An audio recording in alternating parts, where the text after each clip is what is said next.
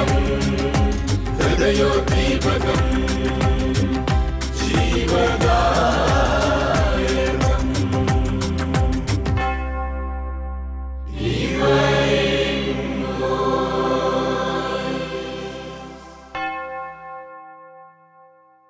ഈശോ മിശിഹായ്ക്ക് സ്തുതിയായിരിക്കട്ടെ.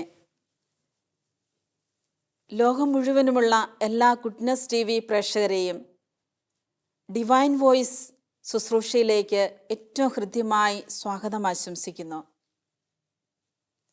പുറപ്പാടിൻ്റെ പുസ്തകം 9-ാം അധ്യായം 16-ാം വാക്യത്തിൽ ഇപ്രകാരം പറയുന്നുണ്ട്: എൻ്റെ ശക്തി നിനക്ക് കാണിച്ചു തരുവാനും അങ്ങനെ എൻ്റെ നാമം ലോകം മുഴുവനും പ്രഘോഷിക്കപ്പെടുവാനും വേണ്ടിയാണ് ഞാൻ നിന്നെ ജീവിക്കാൻ അനുവദിച്ചതെന്ന്. എൻ്റെ ശക്തി അനുഭവിച്ചറിയുവാനും ലോകം മുഴുവനും ഈ ദൈവം നമ്മളുടെ ജീവിതത്തിൽ നൽകിയ അനുഗ്രഹങ്ങൾക്ക് സാക്ഷ്യം വഹിച്ചുകൊണ്ട് അത് പ്രഘോഷിക്കപ്പെടുവാനും വേണ്ടിയാണ് നമ്മളെ ഓരോരുത്തർക്കും ഇന്ന് ഈ ലോകത്ത് ജീവിക്കാനുള്ള ആയുസ്സും ആരോഗ്യവും ദൈവം തന്നിരിക്കുന്നത്. അതുകൊണ്ട് പ്രിയപ്പെട്ട സഹോദരങ്ങളെ, നമ്മുടെ അനുദിന ജീവിതത്തിൽ ഈശോയെ പ്രഘോഷിക്കുവാൻ കിട്ടുന്ന ഓരോ അവസരങ്ങളും നമ്മളത് ഉപയോഗിക്കണമെന്നും ഈശോയ്ക്ക് വേണ്ടി സാക്ഷ്യം വഹിക്കണമെന്നും ദൈവം ഓരോ ദിവസവും നമ്മുടെ ജീവിതത്തിൽ വർഷിക്കുന്ന അനുഗ്രഹങ്ങൾക്ക് നമ്മൾ നന്ദിയുള്ളവരായി ജീവിക്കണമെന്നുമാണ് അവിടുന്ന് നമ്മൾക്ക് വേണ്ടി ആഗ്രഹിക്കുന്നത്. അതുകൊണ്ടാണ് ഇന്ന് നമ്മുടെയൊക്കെ ആയുസ് ഇത്രയൊക്കെ നമുക്ക് ജീവിക്കുവാൻ സാധിച്ചത്. നമ്മളത് പ്രഘോഷിക്കാത്തത് കൊണ്ട്, യേശുവിൻ്റെ വചനം, യേശുവിൻ്റെ ശക്തി നമ്മൾ അനുഭവിച്ചറിഞ്ഞത് അത് മറ്റുള്ളവരുമായിട്ട് പങ്കുവയ്ക്കാതെ വരുമ്പോൾ നമ്മൾ ദൈവത്തിൻ്റെ സ്നേഹത്തിൽ നിന്ന് നമ്മൾ അകന്നു പോവുകയാണ്. ബാറൂക്ക് പ്രവാചകന്റെ പുസ്തകം 4-ാം അധ്യായം 28-ാം വാക്യത്തിൽ ഇപ്രകാരം പറയുന്നുണ്ട്: ദൈവത്തിൽ നിന്ന് അകലാൻ കാണിച്ചതിൻ്റെ 10 ഇരട്ടി തീഷ്ണതയോടെ തിരിച്ചു വന്ന് നീ ദൈവത്തെ തേടുക എന്ന്. അതെ, ഇപ്പോൾ നമ്മൾ ആയിരിക്കുന്ന അവസ്ഥയിൽ ഒന്ന് ചിന്തിച്ചു നോക്കുക. എനിക്ക് എൻ്റെ ദൈവത്തോട് ആദ്യമുണ്ടായിരുന്ന സ്നേഹം ഇപ്പോഴെനിക്കുണ്ടോ? അതോ ഞാൻ ദൈവസ്നേഹത്തിൽ നിന്ന് അകന്നുപോയോ? എൻ്റെ ജീവിതത്തിൽ സഹനങ്ങളും വേദനകളും വന്നപ്പോൾ, സുഖസൗകര്യങ്ങൾക്ക് വേണ്ടി പാപം ചെയ്തപ്പോൾ എങ്ങനെയാണ് ഇപ്പോൾ ഞാനും എൻ്റെ ദൈവവും തമ്മിലുള്ള ബന്ധം? എനിക്ക് ദൈവത്തിൽ നിന്ന് അനുഭവിച്ചറിഞ്ഞ ആ സ്നേഹം ഇന്നും ഉൾക്കൊള്ളുവാൻ സാധിക്കുന്നുണ്ടോ? അതോ ഞാൻ ദൈവസ്നേഹത്തിൽ നിന്ന് അകന്നു പോയിട്ടുണ്ടോ? എങ്കിൽ തിരിച്ചു വരുവാൻ ഈശോ നമ്മളോട് ആവശ്യപ്പെടുകയാണ്. നിങ്ങൾ എവിടെ വെച്ചാണോ ദൈവസ്നേഹത്തിൽ നിന്ന് അകന്നു പോയത് അവിടേക്ക് തിരിച്ചു വരണം. നമുക്കറിയാം, ഈശോയും മാതാവും യേശുപിതാവും കൂടി ജെറുസലേമിൽ തിരുനാളിന് പോയി. തിരുനാൾ കഴിഞ്ഞ് തിരിച്ചു വരുന്ന വഴിക്ക് ഈശോയെ മിസ്സായി. ഈശോ ഇതിലേ പോയെന്ന് അവർക്ക് അറിയത്തില്ല. യേശുപിതാവ് കരുതി മാതാവിൻ്റെ കൂടെ ഉണ്ടാകുമെന്ന്, മാതാവ് കരുതി യേശുപിതാവിൻ്റെ കൂടെയുണ്ടെന്ന്. രണ്ടുപേരും ഒന്നിച്ചു മുട്ടിക്കഴിഞ്ഞപ്പോഴാണ് മനസ്സിലാകുന്നത്, ഇതാ രണ്ടുപേരുടെയും കൂടെ ഈശോ ഇല്ല എന്ന്. ഈശോ ഇല്ല എന്ന് മനസ്സിലാക്കി കഴിഞ്ഞപ്പോൾ യേശുപിതാവും മാതാവും വീണ്ടും തിരിച്ചു. എവിടെ വെച്ചാണോ ഈശോയെ നഷ്ടപ്പെട്ടു പോയത് അവിടേക്ക് അവർ തിരിച്ചെത്തി. ജെറുസലേമിൽ ചെല്ലുമ്പോഴിതാ ഈശോ അവിടെ ഇരുന്നുകൊണ്ട് നിയമപണ്ഡിതരെയൊക്കെ പഠിപ്പിച്ചുകൊണ്ട് അവിടെ വചനം പ്രഘോഷിച്ചുകൊണ്ടിരിക്കുകയാണ്. ഇതാണ് നമ്മുടെ ജീവിതത്തിലും ചെയ്യേണ്ടത്. നമ്മുടെയൊക്കെ ജീവിതത്തിൽ പലപ്പോഴും ഈശോയുടെ സ്നേഹവും ശക്തിയുമൊക്കെ അനുഭവിച്ചറിഞ്ഞ മക്കളാണ് നമ്മൾ. എന്നാൽ പല ജീവിത സാഹചര്യങ്ങളിൽ, തിക്കുതിരക്കുകളിൽ, പലതരത്തിലുള്ള ആഘോഷങ്ങൾക്കിടയിൽ, സുഖസൗകര്യങ്ങൾക്കിടയിലൊക്കെ നമ്മുടെയൊക്കെ ജീവിതത്തിൽ ഈശോ നഷ്ടപ്പെട്ടു പോയിട്ടുണ്ടോ എന്ന് ചിന്തിച്ചു നോക്കുവാനുള്ള ഒരവസരമാണിത്. എന്നാൽ പ്രിയപ്പെട്ടവരെ, ബാറൂക്ക് പ്രവാചകൻ പറയുന്ന പോലെ, എവിടെ വച്ചാണോ യേശുവിൻ്റെ സ്നേഹത്തിൽ നിന്ന് നീ അകന്നു പോയത് അവിടേക്ക് നീ തിരിച്ചു ചെല്ലണം. തിരിച്ചു ചെന്ന് നീ ദൈവത്തെ തേടണമെന്ന്. വീണ്ടും പഴയ സ്നേഹത്തിലേക്ക് നീ തിരിച്ചു വരിക. നിനക്കെന്നോട് ആദ്യമുണ്ടായിരുന്ന സ്നേഹം ഇപ്പോഴെന്നോടില്ല. ഇതാണ് ഈശോ നമ്മളോട് പറയുന്നത്. അതെ, എവിടെയാണോ എനിക്ക് ദൈവത്തിൻ്റെ സ്നേഹം നഷ്ടപ്പെട്ടത് ഒന്ന് ചിന്തിച്ചു നോക്കുക. എപ്പോഴാണ് എൻ്റെ ജീവിതത്തിൽ ദൈവത്തിൻ്റെ സ്നേഹം നഷ്ടപ്പെടുന്നത്? നമ്മൾ പലപ്പോഴും പാപം ചെയ്തു കഴിയുമ്പോൾ ദൈവസ്നേഹത്തിൽ നിന്ന് നമ്മൾ ഓടിയകലും. അതുകൊണ്ടാണ് വിശുദ്ധ തോമസ് അക്വീനോസ് പറയുന്നത്, എന്താണ് പാപം? ദൈവത്തിന് അവകാശപ്പെട്ടത് കൊടുക്കാതിരിക്കുന്നതാണ് പാപം. നമ്മുടെയൊക്കെ ജീവിതത്തിൽ ദൈവത്തിന് അവകാശപ്പെട്ട് ദൈവത്തിന് വേണ്ടി മാറ്റിവെച്ച സമയങ്ങൾ, പ്രാർത്ഥനയ്ക്കും വിശുദ്ധ ബലിക്കും ജപമാലയ്ക്കൊക്കെ മാറ്റിവെച്ച സമയങ്ങൾ, അല്ലെങ്കിൽ ദൈവത്തിന് കൊടുക്കാൻ നന്മ ചെയ്യാൻ വേണ്ടി നമ്മൾ മാറ്റിവെച്ച സമയങ്ങൾ, ഈ ദൈവത്തിന് വേണ്ടി മാറ്റിവെക്കപ്പെട്ടത്, ദൈവത്തിന് അവകാശമുള്ളത് നമ്മൾ പലപ്പോഴും കൊടുക്കാതിരിക്കുന്നതാണ് നമ്മുടെ ജീവിതത്തിൽ പാപമെന്ന് പറയുന്നത്. വലിയ മാരക പാപങ്ങളൊന്നും നമ്മൾ ചിലപ്പോൾ ചെയ്യാറില്ല.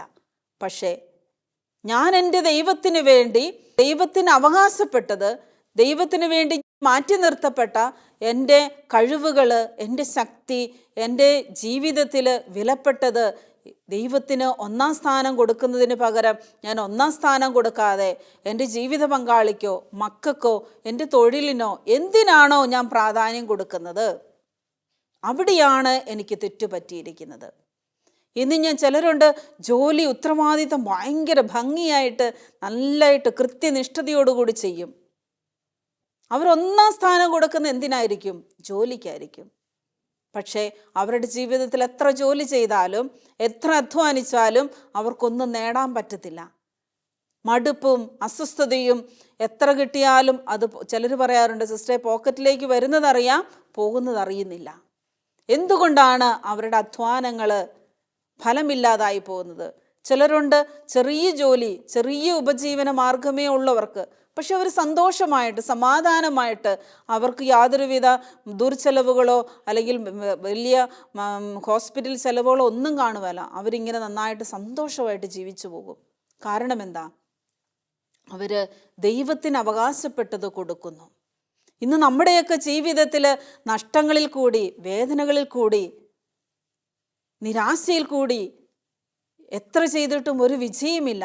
മക്കളെയൊക്കെ എത്ര നന്നായി വളർത്തിയിട്ടും മക്കളൊക്കെ വഴിതെറ്റിപ്പോകുന്നു. എല്ലാത്തിനും പ്രാധാന്യം കൊടുക്കുന്നു നമ്മൾ. പക്ഷേ പ്രാർത്ഥനയ്ക്കും വിശുദ്ധ കുർബാനയ്ക്കും പ്രാധാന്യം കൊടുക്കാതെ, ദൈവത്തിന് അവകാശപ്പെട്ടത് നമ്മുടെ സമ്പത്തായിരിക്കാം. നമുക്കിന്ന് 100 രൂപ കിട്ടിയെങ്കിൽ 10 രൂപ നമ്മൾ ദൈവത്തിന് കൊടുക്കണം.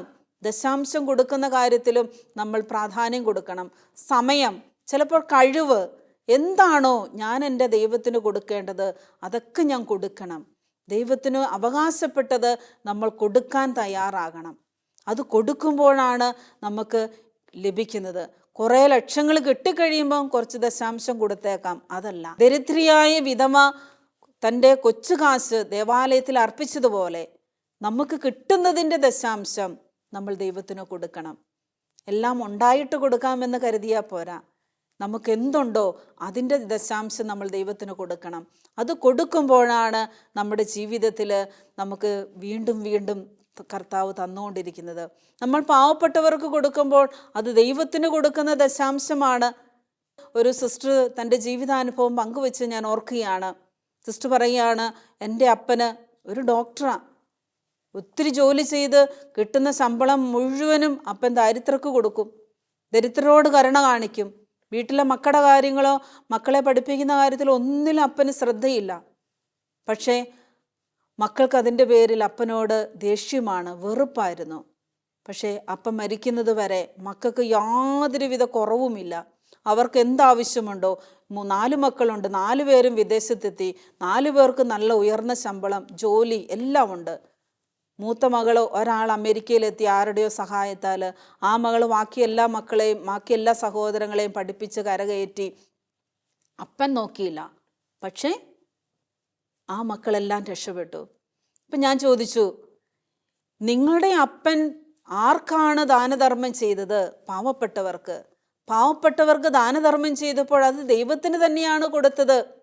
എന്നാൽ ആ ദൈവത്തിന് കൊടുത്ത ദശാംശമൊക്കെ ദൈവം ഞങ്ങളുടെ മക്കൾക്ക്, അദ്ദേഹത്തിൻ്റെ മക്കൾക്ക് ആവശ്യമുള്ളപ്പോൾ ദൈവം അത് മറ്റു പലരിൽ കൂടിയൊക്കെ കൊടുത്തു.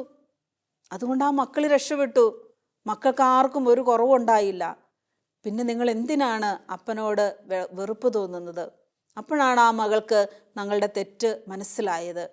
പ്രിയപ്പെട്ടവരെ, ഇതുപോലെയാണ് നമ്മൾ ദാനധർമ്മം ചെയ്യുമ്പോൾ നമ്മൾ മറ്റുള്ളവർക്ക് കൊടുക്കുമ്പോൾ നമ്മളത് ദൈവത്തിന് തന്നെയാണ് കൊടുക്കുന്നത്. ദൈവത്തിന് അവകാശപ്പെട്ടതാണ് നമ്മൾ കൊടുക്കുന്നത്. എന്നാൽ മക്കൾക്ക് വേണ്ടി സമ്പാദിക്കണം, അല്ല കുടുംബത്തിന് വേണ്ടി സമ്പാദിക്കണമെന്ന് പറഞ്ഞ് ദരിദ്രർക്കൊന്നും കൊടുക്കാതെ, നമ്മുടെ ആവശ്യമുള്ളവർക്കൊന്നും കൊടുക്കാതെ, പങ്കുവയ്ക്കാതെ നമ്മൾ പിടിച്ചു വയ്ക്കുമ്പോൾ, നമ്മൾ സ്വന്തമായിട്ട് സമ്പാദിക്കുമ്പോൾ അത് മറ്റു പല വഴികൾക്കും നഷ്ടമാകും. എന്നാൽ മക്കൾക്ക് കൊടുക്കുന്ന ഏറ്റവും വലിയ സമ്പത്തെന്ന് പറയുന്നത്, പ്രിയപ്പെട്ടവരെ, ജീവിതത്തിൽ ദൈവത്തിനു വേണ്ടി നമ്മൾ കാരുണ്യ പ്രവർത്തികൾ ചെയ്യുക എന്നതാണ്. ഏതു മാതാപിതാക്കളാണോ കൈയറിഞ്ഞ് കാരുണ്യ പ്രവർത്തികൾ ചെയ്യുന്നത്, അവരുടെ മക്കളൊക്കെ ഒരുപാട് ഉയർന്ന നിലയിൽ ദൈവസ്നേഹത്തിൽ, ദൈവാനുഗ്രഹത്തിൽ വളരും. ജീവിതാനുഭവത്തിൽ പല വ്യക്തികളുടെയും കുടുംബജീവിതത്തിൽ, വ്യക്തി ജീവിതത്തിൽ എനിക്ക് മനസ്സിലാക്കുവാനായിട്ട് സാധിച്ചിട്ടുണ്ട്. അതുകൊണ്ട് പ്രിയപ്പെട്ടവരെ, ദൈവത്തിന് അവകാശപ്പെട്ടത് സമ്പത്തായിരിക്കാം, പണമായിരിക്കാം, അല്ലെങ്കിൽ ജോലിയായിരിക്കാം, നമ്മുടെ സമയമായിരിക്കാം, കഴിവായിരിക്കാം. എന്താണോ ദൈവം എനിക്ക് ദാനമായി തന്നത്, ഞാനത് ദാനമായി തന്നെ മറ്റുള്ളവർക്ക് കൊടുക്കാൻ തയ്യാറാകണം. അവിടെയാണ് ദൈവത്തിൻ്റെ സ്നേഹം നമുക്ക് അനുഭവിക്കാൻ സാധിക്കുന്നത്. ഇല്ലെങ്കിൽ അതാണ് നമ്മുടെ ജീവിതത്തിലെ ഏറ്റവും വലിയ ദൈവസ്നേഹത്തിൽ നിന്ന് നമ്മളെ അകറ്റുന്ന പാപമെന്നാണ് വിശുദ്ധ തോമസ് അക്വീനോസ് നമ്മെ പഠിപ്പിക്കുന്നത്. വീണ്ടും സങ്കീർത്തന പുസ്തകം 73 അധ്യായം 21 വാക്യത്തിൽ, എൻ്റെ ആത്മാവിൽ കയ്പ് നിറഞ്ഞപ്പോൾ, എൻ്റെ ഹൃദയം മുറിവേറ്റപ്പോൾ, ഞാൻ മൂഢനും അജ്ഞനുമായിരുന്നു, അങ്ങയുടെ മുമ്പിൽ ഞാനൊരു മൃഗത്തെ പോലെയായിരുന്നുവെന്ന്. നമ്മൾ എപ്പോഴാണ് പാപം ചെയ്യുന്നത്? സങ്കീർത്തകൻ പറയുന്നത് ഇപ്രകാരമാണ്: എൻ്റെ ആത്മാവിൽ കയ്പ് നിറഞ്ഞപ്പോൾ.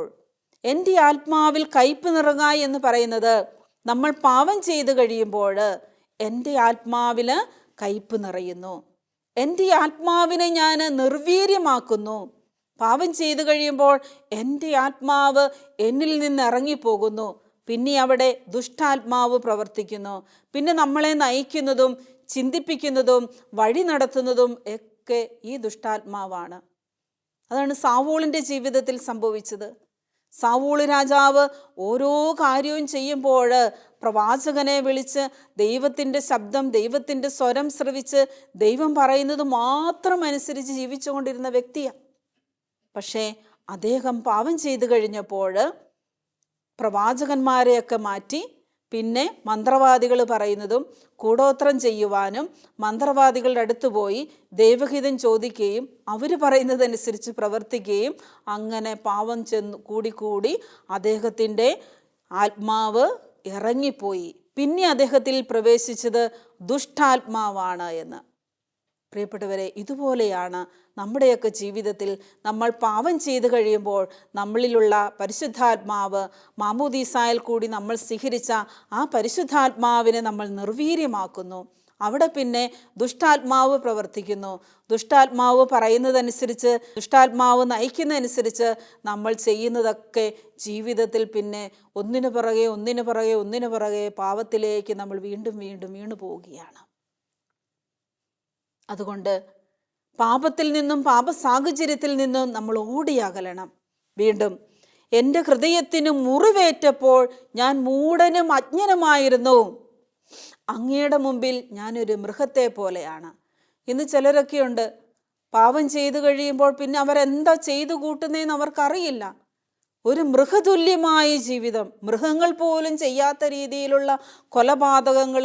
അപ്പൻ മകനെ കൊല്ലുന്നു, മകൻ അപ്പനെ കൊല്ലുന്നു, മാതാപിതാക്കൾ മക്കളെ കൊല്ലുന്നു. എന്ത് ചെയ്യും? ഇന്ന് പത്രമാസികൾ തുറന്നു നോക്കുമ്പോൾ, മീഡിയയിലേക്ക് തുറന്നു നോക്കുമ്പോൾ നമുക്ക് പേടിയാകും. ഏതൊക്കെ തരത്തിലുള്ള കൊലപാതകങ്ങൾ, ഏതൊക്കെ തരത്തിലുള്ള പാപങ്ങളാണ് ഇന്ന് മനുഷ്യൻ ചെയ്തു കൂട്ടിക്കൊണ്ടിരിക്കുന്നത്. ഇതിൻ്റെയൊക്കെ കാരണം അവരെ നമ്മൾ ആത്മശോധന ചെയ്യുവാണെങ്കിൽ, അവരോട് നമ്മൾ ചോദിക്കുകയാണെങ്കിൽ, അവരുടെയൊക്കെ ജീവിതത്തിൽ മുറിവേറ്റ അനുഭവങ്ങളുണ്ട്. വൈരാഗ്യങ്ങൾ, വെറുപ്പ്, മനസ്സിനേറ്റ മുറിവുകൾ, പകയും വൈരാഗ്യവും വെച്ചുകൊണ്ടാണ് ഇന്ന് പലരും മൃഗീയമായ രീതിയിലുള്ള കൊലപാതകങ്ങളും മൃഗീയമായ രീതിയിലുള്ള പാപങ്ങളൊക്കെ ചെയ്തുകൊണ്ട് ലോകത്തെ മുഴുവൻ അശുദ്ധമാക്കിക്കൊണ്ടിരിക്കുന്നത്. എന്തുകൊണ്ടാണ്? അവരെ തന്നെ നിയന്ത്രിക്കാൻ പറ്റുന്നില്ല. നമുക്ക് ചിലപ്പോൾ ചിന്തിക്കുമ്പോൾ പേടി തോന്നും, ഇവരൊക്കെ മനുഷ്യരാണോ? ഇവരെന്തി ഇങ്ങനെ ചെയ്യുന്നത്? മൃഗങ്ങൾ പോലും സ്വന്തം കുഞ്ഞിനെ വേദനിപ്പിക്കുവാനായിട്ട് ഒരു മൃഗത്തിന് പോലും സാധിക്കാത്ത രീതിയിലുള്ള ക്രൂരമായ രീതിയിലാണ് ഇന്ന് മാതാപിതാക്കൾ സ്വന്തം ചോര കുഞ്ഞുങ്ങളെ പോലും കൊല ചെയ്യുന്നത്. പ്രിയപ്പെട്ടവരെ, അതിൻ്റെ പ്രധാന കാരണം ഇതാണ്. പാപത്തിൻ്റെ കാഠിന്യം അവരിൽ നിറഞ്ഞു കഴിയുമ്പോൾ അവരെന്താണെന്നോ അവരാരാണെന്നോ അവർ മറന്നു പോവുകയാണ്.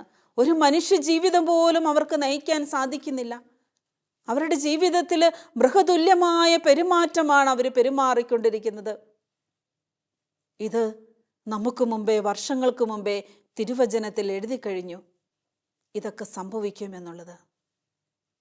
നമുക്ക് അനുതപിക്കാം. നമ്മുടെ തെറ്റുകളും കുറ്റങ്ങളും നമുക്ക് ഏറ്റുപറയാൻ നമ്മൾ തയ്യാറാകണം. എവിടെയാണോ ഞാൻ മുറിവേറ്റത്, ആ മുറിവുകൾ സമ്മാനിച്ച വ്യക്തികളോട് പ്രതികാരവും അല്ലെങ്കിൽ അവരോട് പക പോക്കാൻ നമുക്ക് ആർക്കും അധികാരമില്ല, അവകാശമില്ല.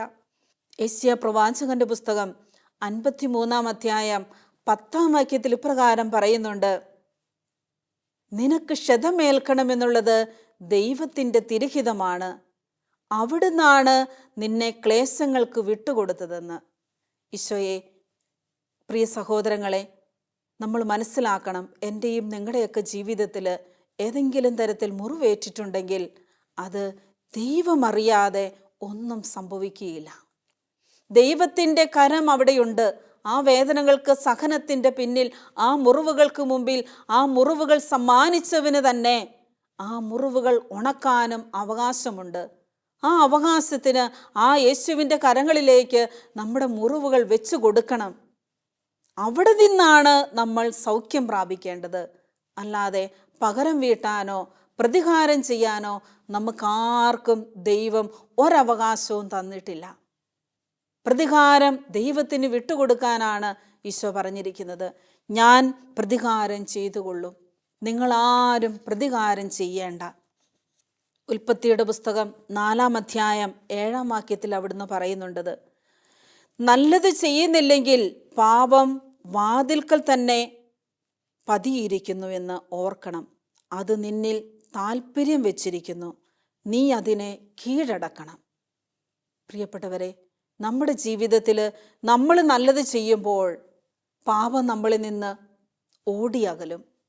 നമ്മൾ നല്ലത് ചെയ്തില്ലെങ്കിൽ പാപം നമ്മുടെ മുമ്പിൽ ഇങ്ങനെ പതുങ്ങിയിരിക്കുകയാണ്. നമ്മളെ കീഴ്പ്പെടുത്തുവാൻ വേണ്ടി അവിടുന്ന് കാത്തിരിക്കുകയാണ്. അതിന് ചെവി കൊടുക്കാതെ പാപത്തിൽ നിന്ന് നമ്മൾ ഓടിയകലണമെന്നാണ് തിരുവചനം നമ്മെ ഓർമ്മപ്പെടുത്തുന്നത്. അതുപോലെ ഉൽപ്പത്തിയുടെ പുസ്തകം 4-ാം അധ്യായം 15-ാം വാക്യത്തിൽ നമുക്ക് കാണുവാൻ സാധിക്കുന്നുണ്ട്: കായേനും ആബേലും തമ്മിലുള്ള പാപത്തിൻ്റെ പ്രതിഫലം.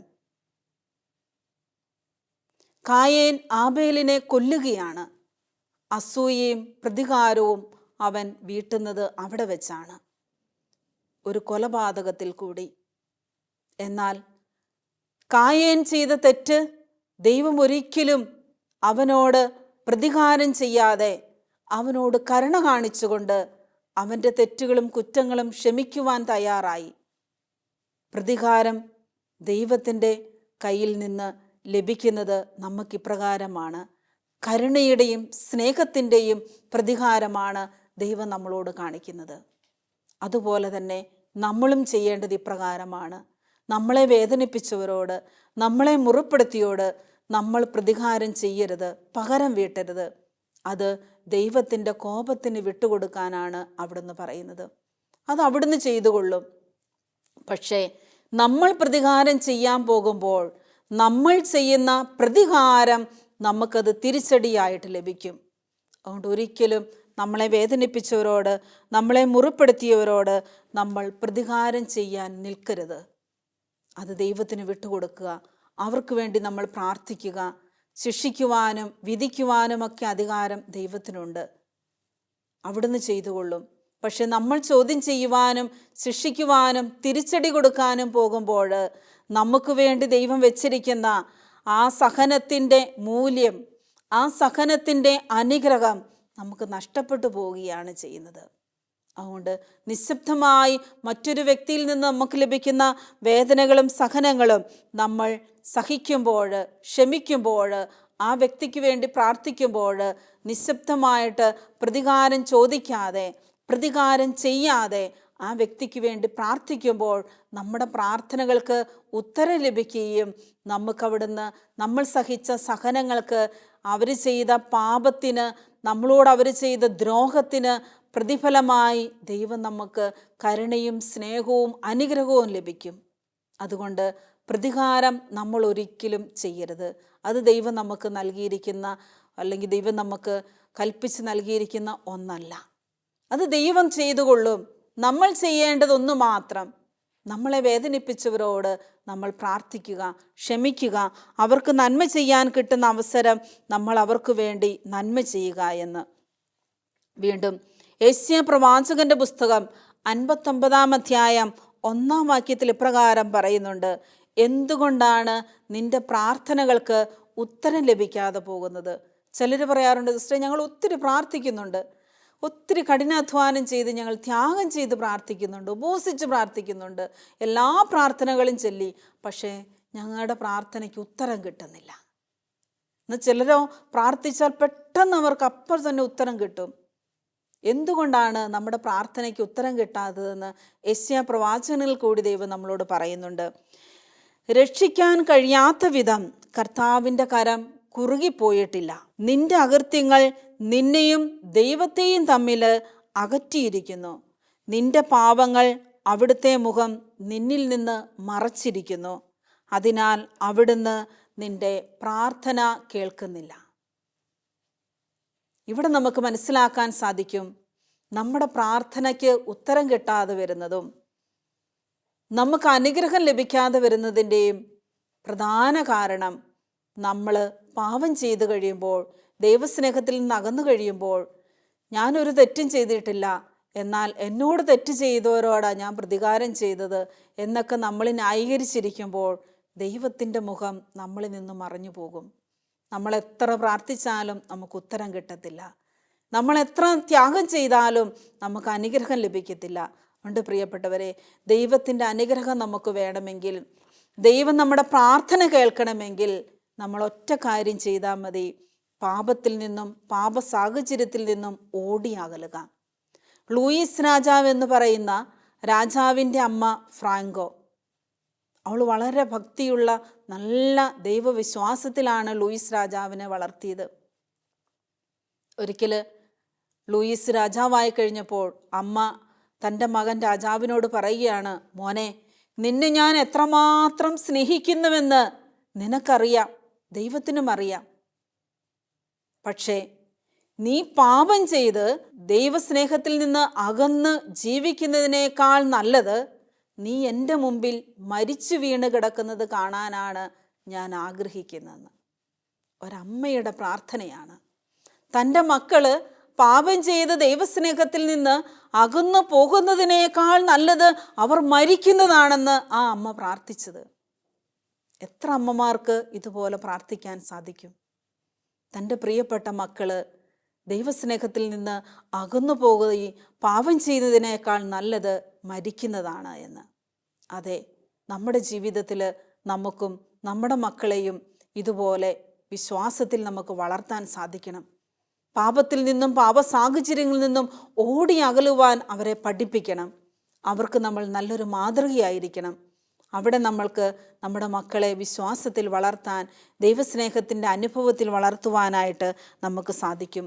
അതുപോലെ ദൈവസ്നേഹത്തിൽ നിന്ന് നമ്മൾ ആരെങ്കിലും അകന്നു പോയിട്ടുണ്ടെങ്കിൽ ആ ദൈവസ്നേഹത്തിലേക്ക് തിരിച്ചു വരുവാനായിട്ട് നമുക്ക് ശ്രദ്ധിക്കാം. എവിടെ വെച്ചാണോ ഞാൻ ദൈവസ്നേഹത്തിൽ അകന്നു പോയത്, ഏത് പാപമാണോ എന്നെയും എൻ്റെ ദൈവസ്നേഹത്തെയും നിന്നും അകറ്റിയത്, എന്തുകൊണ്ടാണ് എൻ്റെ ജീവിതത്തിലേക്ക് ഇന്ന് ദൈവാനുഗ്രഹം കടന്നു വരാത്തത്, ഞാൻ പ്രാർത്ഥിച്ചിട്ട് എന്തുകൊണ്ടാണ് എനിക്ക് ഉത്തരം കിട്ടാതെ പോകുന്നത്, കാരണം കണ്ടുപിടിക്കണം. വിശുദ്ധ കുർബാനയിൽ യേശുവിൻ്റെ തിരുസന്നിധിയിൽ ഇരുന്നു കൊണ്ട് നമ്മുടെ പാവങ്ങൾ ഏറ്റുപറഞ്ഞ് നല്ലൊരു കുമ്പസാരം നടത്തി വിശുദ്ധിയിൽ ദൈവസ്നേഹം അനുഭവിച്ചുകൊണ്ട് നന്ദി നിറഞ്ഞ ഹൃദയത്തോടെ നിങ്ങൾ ദൈവത്തെ വിളിച്ചപേക്ഷിക്ക്. ദൈവം നിങ്ങളെ രക്ഷിക്കാൻ വരും. അവിടുന്ന് നമ്മളെ സഹായിക്കും. അവിടുന്ന് നമ്മളെ ശക്തിപ്പെടുത്തും. നമ്മുടെ ജീവിതത്തിൽ ഇടപെടും. അത് ഉറപ്പായ കാര്യമാണ്. അതുകൊണ്ടാണ് യെശയ്യാ പ്രവാചകൻ പറയുന്നത്, രക്ഷിക്കാനാവാത്ത വിധം ദൈവത്തിൻ്റെ കരം കുറുകിപ്പോയിട്ടില്ല. അവിടത്തേക്കൊന്നും അസാധ്യമല്ല, എല്ലാം സാധ്യമാണ്. നമുക്ക് പ്രാർത്ഥിക്കാം. പരിശുദ്ധ അമ്മേ മാതാവേ, എൻ്റെ വ്യക്തി ജീവിതത്തിൽ എല്ലാ തടസ്സങ്ങളിൽ നിന്നും പാപസാഹചര്യങ്ങളിൽ നിന്നും നമുക്ക് വിടുതലും സൗഖ്യവും ലഭിക്കുവാൻ അമ്മ മധ്യസ്ഥം വഹിക്കണമേ എന്ന് പ്രാർത്ഥിച്ചുകൊണ്ട് കണ്ണുകളടച്ച് കരങ്ങൾ കൂപ്പി നമ്മളെയും ദൈവത്തെയും തമ്മിൽ അകറ്റുന്ന എല്ലാ പാപത്തെയും പാപസാഹചര്യങ്ങളെയും നമ്മളെ മുറിവേൽപ്പിച്ചവരെയും പരിശുദ്ധ അമ്മയുടെ കരങ്ങളിൽ സമർപ്പിച്ചുകൊണ്ട് ക്ഷമിക്കുവാനും സ്നേഹിക്കുവാനും പാപസാഹചര്യങ്ങളിൽ നിന്ന് ഓടിയകലുവാനും വിശുദ്ധമായൊരു ജീവിതം നയിക്കുവാനും അമ്മയെ മക്കളായി ഞങ്ങൾക്ക് വേണ്ടി പ്രാർത്ഥിക്കണമേ എന്ന് നമുക്ക് അപേക്ഷിക്കാം. നന്മ നിറഞ്ഞ മറിയമേ സ്വസ്തി, കർത്താവ് അങ്ങയുടെ കൂടെ സ്ത്രീകളിൽ അങ്ങ് അനുഗ്രഹിക്കപ്പെട്ടവളാകുന്നു. അങ്ങയുടെ ദുരിതഫലമായി ഈശോ അനുഗ്രഹിക്കപ്പെട്ടവനാകുന്നു. പരിശുദ്ധ മറിയമ്മേ തമ്പുരാൻ്റെ അമ്മേ, പാപികളായ ഞങ്ങൾക്ക് വേണ്ടി എപ്പോഴും ഞങ്ങളുടെ മരണസമയത്തും തമ്പുരാനോട് അപേക്ഷിക്കണമേ. ആമേൻ. പിതാവിൻ്റെയും പുത്രൻ്റെയും പരിശുദ്ധാത്മാവിൻ്റെയും നാമത്തിൽ ആമേൻ.